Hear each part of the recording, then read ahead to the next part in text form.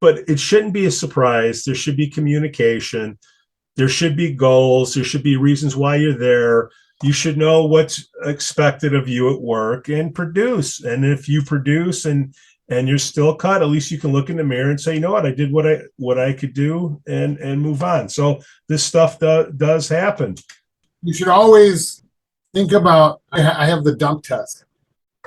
Yeah. Can I go take a dump on my CEO's desk and not get fired? If you have that, you don't have to worry about how they like you or not. You're too valuable. What kind of dump? Any. Like I had that at a previous company. So no matter what I did, I was like, all right, I'm safe.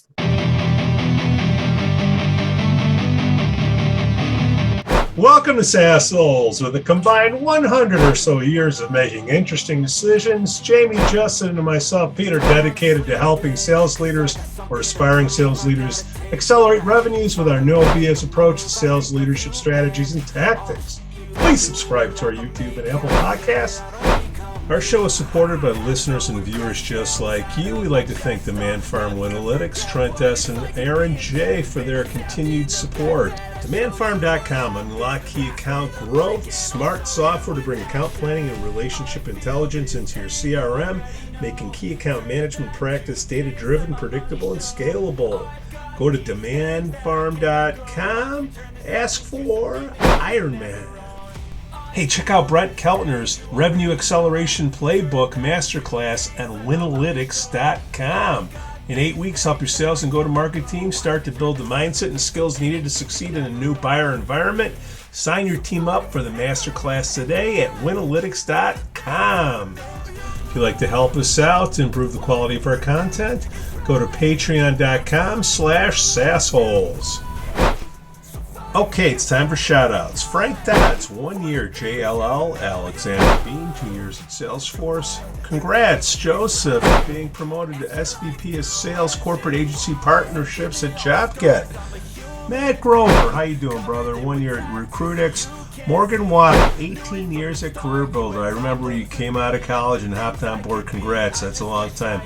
Ron Heyman, old school, happy birthday. Tony Benjamin, 4 years at Verizon Connect. Mark Hector, 1 year at Tipalti. Kim Harper, 1 year at Swoogo. Kyle Porter, new position, Team Lead Enterprise Sales at Talent.com. Hey, Sierra Evans, new job at Thousand Eyes. Stephanie Burton Willis got a new job as Product Marketing at Side. What's going on, Carney? Nothing, Pete. Hey, more layoffs out there. Yeah, a lot of layoffs. Oracle just laid off a ton of people yesterday, I believe. I know some people impacted by it. There's more to come. Right? Well, our buddy Dave Burke has said we got, another 18 months?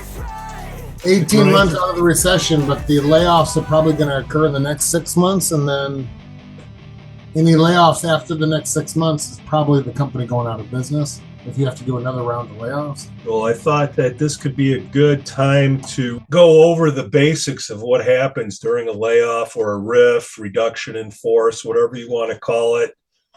Take it from the finance side, which is you, and the sales side, which is me. So if anybody's out there, like, oh my God, what do I do? At least this is a clue. Around July, August, is that normally when people start looking at their books, if there's not a recession or not layoffs, stuff going on in general? After the first quarter is when they start looking at their books. The first quarter, your forecast is usually your budget. And when you miss in the first quarter, you restate earnings for the rest of the year. And at that point, you make a judgment call on what you need to do to get to your bottom line. If your bottom line is if that's your goal. So behind the scenes, you have a board of directors, you had a sales plan that was put in place. How long ago? Plan is usually, first iteration is usually done, let's say calendar year, not fiscal year, Yeah. So in a calendar fiscal year, October is probably when you first have a preliminary plan, but your plan doesn't get really tied down until first or next second year week of January, because in October you're estimating what your final results are for the year.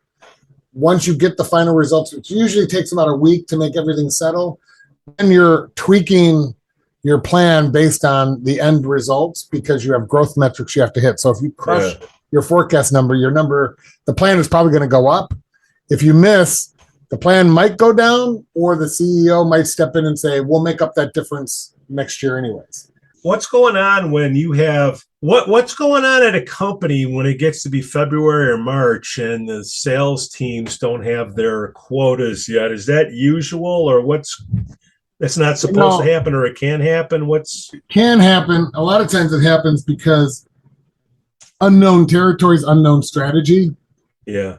Unknown what's going on. Like there's a lot of unknowns that go there. There's a lot of guesses that had to be made, and a lot of times the people are afraid to stick their neck on the line and make an opinion because this does impact people's comps. So in a way, they think, oh, if we hold off, we'll make everyone whole. But if you're a sales rep, there's no way you're not pissed off that you don't have a quota. Right? Well, you want to know what your goal is, right? Yeah. I mean, I know. When it comes to bonuses, there are companies out there that do quarterly bonuses, right? Behind the scenes, and they say, hey, for the non-salespeople, you get a quarterly bonus based on these 5, you can get at 50%, 75%, 100%, 125%, 150%. The reality is the company behind the scenes is trying to make it so that the entire non-salespeople get 100 or maybe 75% are in that mix. They don't want to overpay on those bonuses. So even though you might be an individual that kills it, they're going to make sure not everyone gets a huge pay. Same thing happens with sales comp, though. When they look at it, the longer they wait, the more they're trying to get someone to their OTE rather than accelerators. So what's happening at the board level and the CEO level and the CRO level or chief sales, whatever the hell you want to call them out there? Because like right now, we're planning. You're saying they started planning in the first quarter, but layoffs are happening now. The board gets together once a quarter, right? And then there's usually a fire drill after that. Yeah, there's always fire drills. I mean, this is a macro environment that you can't predict. If everyone could predict everyone knew a downturn was coming. Some people would say 6 months. Some thought it was going to be 2 years. It ended up being 6 months from when the downturns started. So it's too hard to predict that. When the macro environment turns, deals get delayed. It's harder to get cash because interest rates are on the rise because of inflation. Does that mean that you're looking in your deal flow? You're looking at you're looking into your Salesforce because everything's entered in Salesforce, and you can see, when the deals are going to come in, right? And that should be slowing down, or all of a sudden it's like your 100% surety turned into 0%. At the beginning of every recession, when it becomes more known that it's a recession, like it is right now, it's very rare to get a deal in, period, that's over a certain dollar amount, unless it's a renewal, because for 2 reasons. People buy from people, right? And people are afraid to put their neck on the line and sign a $300,000-$400,000 annual incremental spend when they're unsure if they're going to be around in the next 30 to 90 days. What happens is once those initial riffs are done, if you're in sales, once those initial riffs are done, problem is what really occurs is when a riff occurs, there's 60 to 90 days after a riff occurs at a company that the revenue org is back to spending because they need to do more with less, right? And to do more with less, they either need to outsource certain functions that they don't have anymore, outsource certain functions that are less worthy of their sales or operations time, and use technology to sort of automate certain things so that they can get to the results faster and quicker. And so they're going to start doing that 60 to 90 days after. Basically, there's a licking your wounds period that occurs. Hey, we just did a riff. Everyone lick your wounds. Now it's time to get going. Yes, what I'm trying to do is figure out, to have a riff, you got to have a board meeting. So you got to know when the board meetings are. And then, let's see, January, February, March, April, something's going to happen. May, June, July, August. Now we're in August.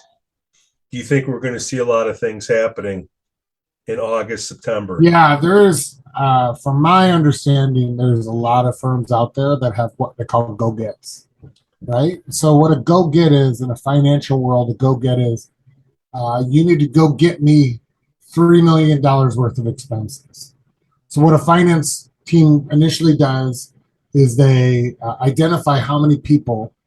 It doesn't matter how great you are, how bad you are. They're just going to identify people to get to the 3 million. That's typically the first thing that happens. And then what they do is they remove some of those because there's always a cushion in a budget, expense budget. So maybe if they had to get 3 million, there might be 1 million of cushion. So now they're able to say, okay, now I got 2 million worth of people. Then what they do is they go through and audit every single contract that's out there and try to save as many people as possible. But at the end of the day, when you need to get expense, the crux of it is it's people. It's got to be people because that's the only thing that can be termed at any time, whereas some of these contracts you can't term. So what's going on? Like, I don't need really specifics, but give me some scenarios how it generally works. Does it happen after a board meeting and you get the phone call, everybody in, you got an all-night usually meeting? Yeah, sometimes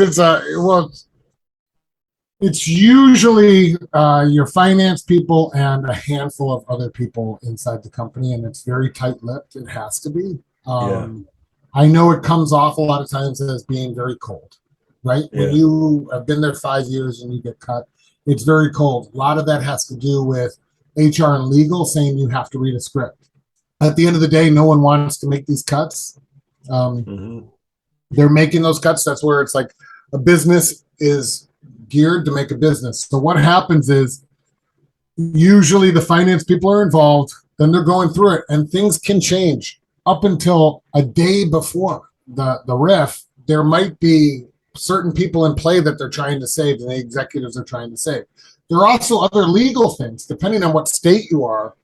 You might be able to save certain people because it might be easier for the company to digest laying off an entire department rather than laying off most of the department and keeping two. So state laws, different types of laws might come into play where you just have to cut entireties. So Carney, if you're doing budget planning and there's something called the WARN notice, I'm not really up to speed on that, but if you have to give a certain amount of time to let these people know that they're going to be laid off, how do you budget for that? So I'm not an expert on the WARN, but my understanding is that if you're laying off about 100 employees or more than 100 employees or 33% of your company, you have to in some way notify the public and them 60 days in advance, or maybe it's also like you can let them leave and you include the 60 days in their severance package. Maybe, I don't know how you can circumvent that rule, but there is a protection on mass layoffs, it's called, right? So it's a warning act and regulation. And I do believe it changes by state. So you have a board meeting, everybody's called in, it's hush hush, and then certain people get called to a certain floor. Certain people get called to another. Well, nowadays floor. It's Zoom meetings, right? Like, hey, you got a Zoom meeting. And certain people are just added to a Zoom meeting on their calendar, either one-on-one or in a group. And depending on HR and your legal and HR guidance, it's either read a script, get you to sign something, and then severance kicks in when you sign something. And that signing is basically like, hey, I'm not going to sue you. You've got to remember, in most cases, we've been through this a lot, no one in the company wants to do this to anybody. You know, it's a very dark day where people are getting called in to get let go. There are outsiders sometimes when, you know, we've dealt with it when a PE firm might buy you, and that's not like a downturn in the economy as much as it's a restructuring of the company to make it more profitable. those are bad. It's worse when it's a downturn in the economy because you know the people that are going to get laid off are probably going to take it probably could take them 3 to 6 months to find a new job. The big problem that I have is you don't know it's coming. That's a sad day where when it's a surprise to the sales leader, it's a surprise to the CEO where the board says, sorry guys, and then it's a surprise to the rest of the company. That's horrible. And a surprise to the CEO is when you have denial, right? Things aren't bad till they get bad. Is it generally 10%, 20% when you go You get? can always cut, like I believe the rule or the saying I've always heard is at any given time, a company could cut 5 to 10% of their workforce and costs and not feel a blip. And that does hold true if you really think about it. Even in sales, you probably have more than 10% on ramp, right? That are just half workers, right? So you could probably cut them and not feel a blip. Same thing. There's probably 10% of your workforce that are, it's more of a job for them, or they're just you're holding on to them because you can hold on to them. So yeah, you can always cut 10%. So 10% isn't bad. When you go above 10%, it depends. It depends on how you're looking at it. If I'm looking at a company that isn't a huge company, right? Like Oracle laying off, I don't know how many they laid off. Probably a couple thousand. I mean, that's probably less than 10% of their workforce, right? But a smaller company, layoffs do impact them in a big way. However, if they're laying off people, I see a lot of posts going, I can't believe a company's laying off people yet hiring and hiring still. And it's like, well, that's more of a restructuring. Maybe they've been spending on certain things that were experiments that they just can't afford the experiments anymore, or maybe they were just overspending in certain areas and not in others, and they want to change and pivot the direction in others. Guys, that happens. So don't take offense to that. That just happens. Hopefully you're on the part that they're investing in, not the part that they're outsourcing or just removing completely. Well, if they go to the finance team and say you got to lose 20%, like how do you go to a team that doesn't have sales stats, and my goodness, you don't have any review process? How do you pick who goes? Well, at the end of the day, you don't. Yeah. You just tell the finance person is the deliverer of bad news of how much they have to get rid of. And you say you have to get rid of 20 people. Give me that list by next Friday. And then they'll give you the list by next Friday. Then you take that list and say, okay, I've got these. But while you're doing that list of people, the finance person's combing through every single contract and trying to figure out how many contracts can I get out of? How many contracts are we not utilizing? So if you're in ops and you don't know what's going on, or you're in operations and sales ops and you're getting a call from your finance person about every single contract and saying, hey, do you use this contract? Why are we still in it? Can we opt out? There's an opt-out language. Can we do this? There's bigger things going on, guys. So what they're trying to do, and if you're an ops person, you should take that call, because what that finance person is trying to do without letting you know is maybe someone's getting 20 people to remove. That person's trying to save 3 or 4 of them.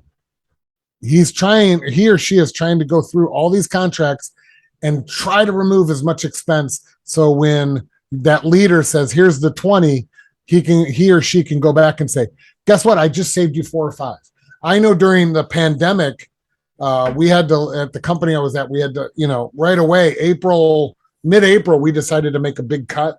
When the pandemic hit in March and everyone was sent home. A month later, we made a big cut and we said, we're going to make one cut. That's it. I think the day before, I saved 3 people's lives by termination contract letters to the software companies that we had bought. We weren't really using their products. And so then I was able to go back and save 3 or 4 and give that back. And I was combing through and saving a couple during the entire process in that entire rev org that we were cutting certain people from. So at the end of the day, it's not really an exact science. It could be, but it's not. And Carney, I'm going to show you, I've had to do it a couple times in my career. It's happened to me a couple times, and I had to do it a couple times. Our good old boy Jack Welch, remember him? All right, he had a couple. There's a couple books out there that I gave to my leaders. One was Winning, and the other one was Welch didn't write it. This guy Crames did. 4 E's and a P of Leadership. When you give the book to somebody, you have something. You have a common dialogue, a common language that you can point to. That it's not you saying it; it's the book saying it, and it makes sense, and it's something that we want to apply to the organization because it makes business sense. One of the things that we talked about last week, the 20-70-10, you have your top 20% of your people, you have your middle 70 and your bottom 10. The people that are in the bottom 10 should know that they're in the bottom 10, and that's my issue with no surprises, right? It shouldn't be surprised that you're in the bottom 10. The vitality curve is what he called it. You ever hear that term before, Carney? I have. Where did you hear that at? I think you. Okay.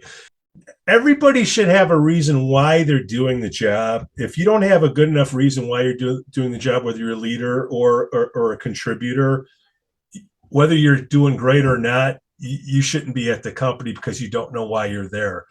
This is a representation. When physically we were in the office, you would have something to walk by. Now I'm sure you would have something online in a Zoom meeting, but everybody on the team would put their reasons up why they are on the team. It's just very, very important to have these SMART goals, that they're specific and time sensitive. Everybody should know where they're at, that they did what they're supposed to do or not do what they're supposed to do. And good to great, they talk about, what is the underlying common denominator to your business. And to me, when I was running a business, if I knew if I was running a conversation with somebody who could buy the product, that is the most important thing that I could be doing. And I would like to judge everybody based on that. And I always wanted to know who did what they were supposed to do, who ran 30 appointments, 25, who set appointments this is back when the BDRs and the SDRs were becoming a thing. I just wanted to know who, week in, week out, who was doing it. And whether it is a leader or a contributor, if you're a leader, did your team get the amount of work that needed to be done that guaranteed, future success? When I look at this, if this is how your immediate leader is managing you or leading you, saying, hey, this is what I need as a minimum, you should be crushing each of those goals. They're usually not setting stuff that is so hard for you to attain. Your first focus completely is 30 runs or 25 runs or 25 sets. Whatever the number is, because there's different sales cycles, right? And if you're not hitting that, then you got to sit there and say, I can't be surprised when a riff occurs that I'm on that block. If you're above it and you're killing it, at least doing the activity that they're out there and you're showing up. Part of the communication is, why do you have these numbers? Because here's a little secret: sales contest. Anytime you do a sales contest, they're probably not going to be any more motivated than they are for that contest. Hopefully you got a good enough prize. They should be at peak ability, right? Well, if you take 2/3 of that peak ability, they should be able to do that all the time. And that's where these numbers come from. Yeah. And I get it. And what I'm trying to say is, if you're out there right now and you don't agree with the way your leader measures your success, and therefore you're just ignoring it, you're probably at jeopardy of being on the chopping block, even if you are delivering value or you think you are. The leadership council, where you take people, how to build up your bench. You take a couple people from each sales team, or even non-sales team. I used to have HR people, finance people. Anybody join the process, because the more people that are involved, the more you're spreading out the risk that everybody's involved. You would give out that winning book. You would give out the 4 E's and a P. You would read a chapter a week, and you would get together and talk about it. And you would go over these results.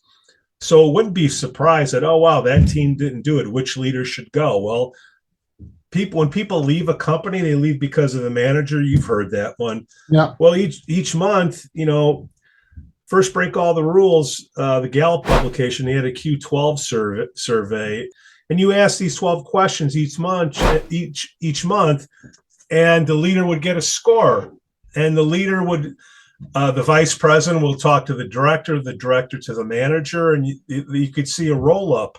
And depending on whether the leader has a new team, is it a new leader? Because anytime you're taking over a veteran team and you're a new leader, you're going to get dinged. But if you can compare numbers over time, this is another gauge that you can use to determine whether somebody should stay on the team or not as a leader. Differentiation, rep and manager rankings, same thing. Depending on how much work you're doing, your sales stack rank is based on the work that you've done in the past. Your Salesforce activity is going to be a determination of the future, whether you're a leader or a rep. Taking a look at that.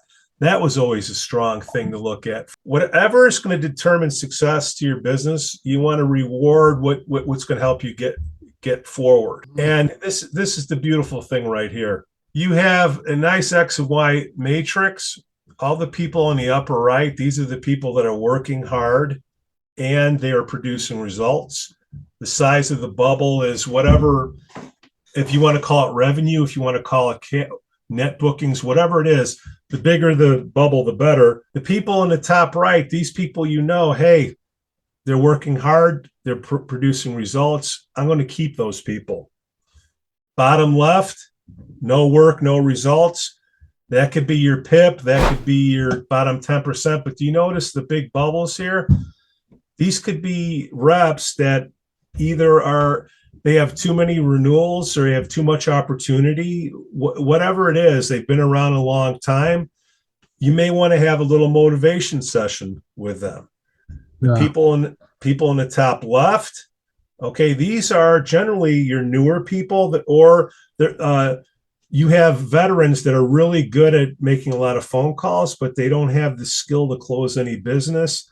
So you see a lot of work and not as many Or they results. have some bad accounts. Or they just don't have great accounts. And maybe that person with the big bubble on the left, you gave him him or her a great account. You might want to move that. And the question is that in jeopardy if you move it? Bottom right, these people are producing the results, but aren't doing a lot of work. Okay. And generally what happens is it's like a clock almost. You start out in the top left, then you go to the top right, then you go to the bottom right, then you have a little meeting with them, and then hopefully they get back up to the top, or they go over here and it becomes PIP time or, getting rid of them. There's just a few bubbles here, but just imagine if you have several hundred people and you have to do a riff. This kind of helps you take a look at, who should stay, who should go. And everybody should see this each month. It shouldn't be a surprise. So this works when you're talking about sales. When you're talking about non-sales, it's very difficult to gauge success and productivity from a non-salesperson because it's not black and white. How much did you sell? How many? Yeah, I'm going to talk to you about that. Let me close this out. Getting into projections and whatnot. If your team is putting crap in the Salesforce, you should be able to, if you're a good enough leader, there shouldn't be very much variance based on what you say you're going to do 30 days out, 60 days out, 90 days out versus what actually comes in. I would have my guys after the 5th day of the month say, hey man, what are you going to produce for this month? And I would take a look, hey, how well do they know their business that's out there? To the reviews, every quarter, every week, there should be, whether it's the 4 E's and a P, whether it's a stack rank, whatever it is, there should be some type of communication between the leader and the rep that, hey, you know what, if we had a riff today, you would be on that bottom 10%, you would be on that bottom 20%, whatever it is. Okay, that was just simple leadership 101, bare bones basics. Now, Carney, what I want to ask you is for the non-sales people, do they do reviews anymore? I haven't been around in a while. But reviews are always biased and subjective. There's a couple ways to gauge non-salespeople. One is, and the way cuts occur. In the Rev org, there are non-salespeople in the Rev org, right? Mm-hmm. But inside there's always ratios that you want to sort of maintain. How many SEs to rep ratio? how many overlays to rep ratio, how many customer success to maybe accounts ratio. There's certain ratios that you want to keep that you say, hey, these are either ones that I have benchmarks from previous companies, or it's something that we're trying to maintain. So if there are cuts and you are, let's say you're at a 10, a 1-to-1 ratio operations to salespeople, more than likely an operations person is going to get cut because that's probably closer to like 50-to-1, right? An ops person, ops analyst to a salesperson. That's when you're at risk if you're in the rev org, especially in a grow company. Like you do get cut in the rev org if you're in a maintain, not a high growth company. Outside of that, then it's percentage. So there is a percentage of revenue that your department wants to get to. And maybe they've been trying to get to it for a while through incremental increases in pay, cutting certain things, outsourcing certain functions. During a recession, you get to that number. There's no longer like, oh, we were close. We wanted to get to 9% for G&A, and we were at 12%. During a recession, you get to that 9%. If that's your goal that you've been measured yourself with. And these are discussions that are happening at the CFO level and the board level. We need to get to this certain ratio because this is what our portfolio of companies wants as your overall spending. How do you get there? People. And so how do you get judged on that? Well, one, do you come to work? Do you show up to work? Do your personal problems don't impact your company problems, right? How's that recorded, though? This is all done. This is another thing. It's all done subjectively, right? Yeah. But one thing that they will check, especially in a a black and white world, who's like, at least when we used to go to the office, and now when you're here, who's signing in and who's signing out every day consistently, right? So even if you're working from home, make sure you sign in and make sure you sign out, and you don't sign in at noon and sign out at 1 like Eric Bachman from Silicon Valley, who said he'd be the last to arrive and the first to leave. Don't be Eric Bachman, right? During a recession period. Sign in and sign out at the times you're supposed to be there. Be present when you're supposed to be there. And make sure you've been doing that for a while, because doing it just during a recession doesn't mean history rewrites itself. And that's the same going into an office. Make sure you were, your badge was working in the morning and working at night. I did look at that too, the key codes. Whenever people use the key card to come in. You look at that. You do? You look at vacation, you look at key cards. Not that vacation penalizes you, but people that are constantly taking But it does. It does. But people that are constantly taking sick days, like if you are the guy who every other Monday is calling in sick, or every other Friday is calling in sick last second, those impact you. Show up when you're told to be showing up. And that's why I say don't have your personal problems impact your company problems, right? The company should not be impacted by your personal problems. They could know it, but you do not want to show it, right? How come when you take a job, why don't they tell you how many hours is expected of you at work? All right, so in non-sales, and this is where I talk about this actually a lot with the company I'm at. A lot of sales ops people are former sales reps, right? Yeah. Most sales ops people are former sales reps.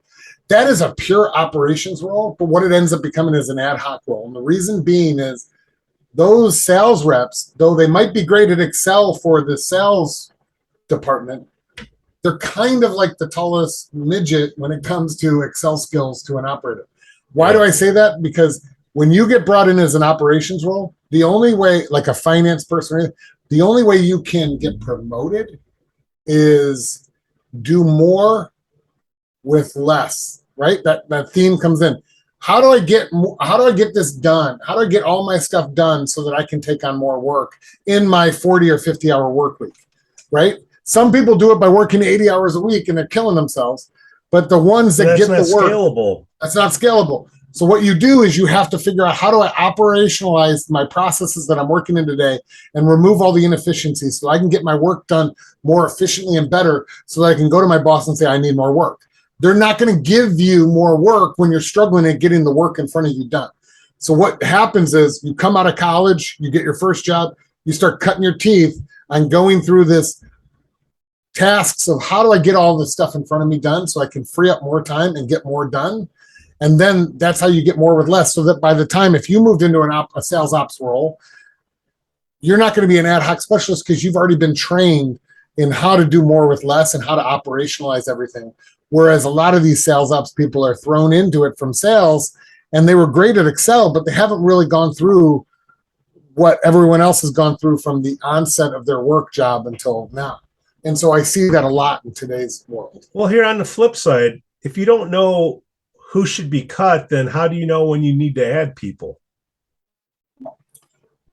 When I always say you don't add until you break the people that you're adding, and that they're. Well, how do you know when you're breaking them? I guess is what I'm saying. So here's the way I do it. And Bob Montgomery used to say this: if you can't get your work done in 40 hours, I'm going to judge you in two different ways. Either you're not the right person, or I need to get you help. So it's a 50-50 chance on what's going to happen to you, right? But if you can't get your work done in 40 hours, I am now going to look and say, is this the right person for the job? And if I feel like your effort is there and you're actually, you can do the work, you've got the skill, I'm going to get you somebody else. But if you can't get that work done and I review it and say, you don't have the skill, I'm spending too much time training you, I just need to move on and cut ties, right? Do companies say you got to work 40 hours? Is that I'm not trying to be facetious here, but is 40 hours That's the expectation, but I would say, especially since COVID, the difference between pre-COVID and since COVID is when a person left their job, their office, their cubicle, whatever it was, people respected those boundaries a little bit more pre-COVID, meaning that, oh, there's no one at the desk. I'll wait till tomorrow, right? And only will I reach out if I really, really need it. Since COVID, there's no desk or lights being turned off in your office and door being closed. Therefore, everyone just assumes no one's got anything else to do besides stare at a computer screen. So the reach out occurs Saturdays, Sundays, Friday nights at midnight. You'll get reached out and you'll feel like compelled to do it because your office and home have merged. George Costanza said those two worlds have collided. During COVID, both worlds have collided. A lot of the consultants, when they come in, they'll do a time analysis. They'll look at your calendar, they'll sit with you chair side for a week or two, and they'll watch what you do, every day. Do you know what a consultant? All right, so let me tell you what a consultant does. A consultant just tells you what you already know, right? The reality is a consultant. There's a joke out there. A consultant pulls up in his BMW, goes to a sheep herder and says, "I bet you I can tell you how many sheep you have, and in 2 minutes, and if I do, I get to take one of your sheep." And the shepherd goes, "Fine." And the guy pulls out his computer, types in a computer screen, and says, "You got 1,138 sheep." And the sheepherder goes, "That's great."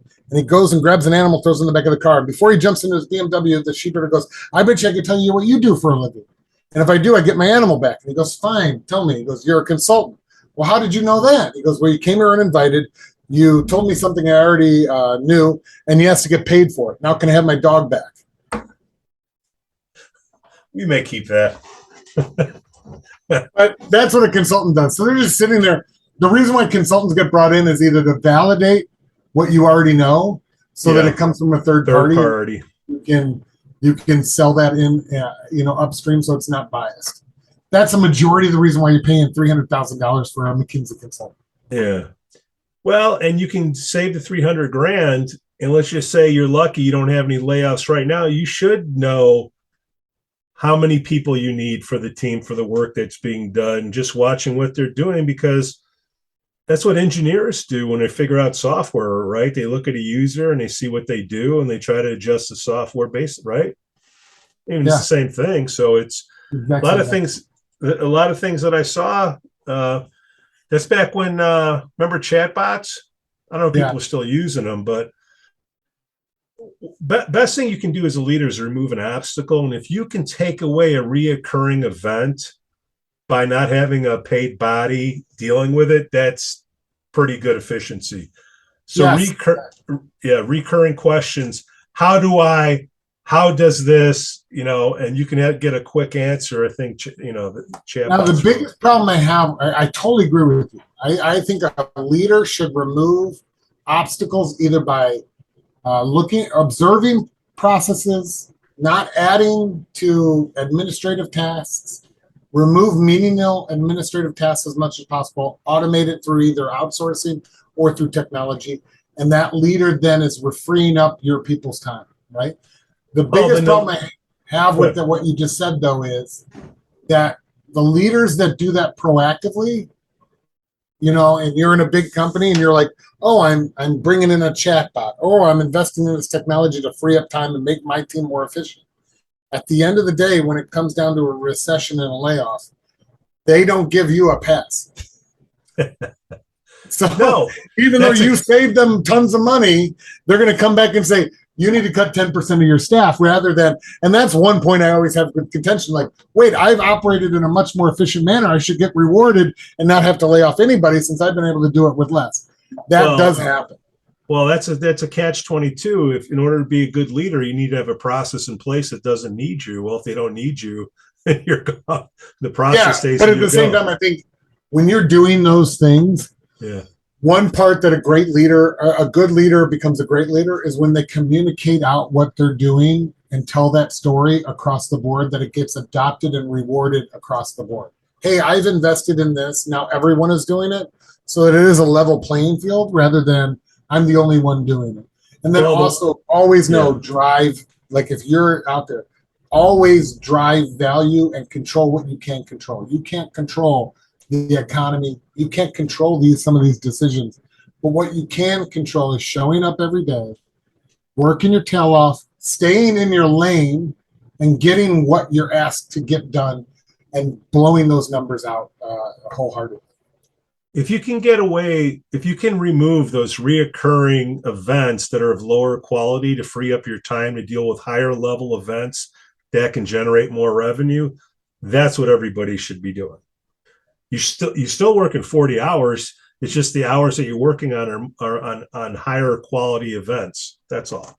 That is, I agree. By the way, every tech firm out there is selling you that dream. Make sure you know that they can be done, because signing a 3-year agreement on something that doesn't work is the worst, and it'll cost you your job. Or an early out. So this stuff is going on now.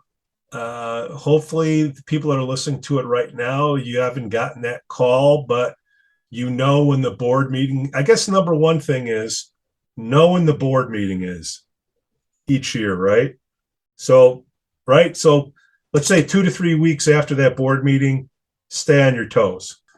Number 2, if you're in the office and they take away the free coffee, something's amiss. Correct. No, but seriously, number 3. Talk about that, or the cups. Or the cups. You got to bring your own mug. And if you're not getting reviewed, shouldn't you? Let's just say there's no performance review. Can you ask for one? Especially when you're. I think you should be always ask, hey, how am I doing? Can we have an official review? I think that's always good. At the end of the day, though, when it comes to layoffs, you could be doing great and still get cut. Still get cut, which is the unfortunate thing. No person left behind. Like, I know we're probably coming off and trying to show you guys or talk about facts of a layoff, but at the end of the day, every person that is cut from a company that I've been at, or that I know anybody who's being cut, I feel bad for them. It's never a good thing. Even in a good economy, it's not a good thing. It hurts everyone's ego. It sets them back a little bit on their trajectory. So just know that I've seen it for help rather than get mad. Move on and let's reach out to the people that you respected for help, and they will reach out and help in any way possible. Well, Carney, you've seen it where people are kept on because they're liked. Unfortunately, what I'm saying is I was kept on and I was disliked.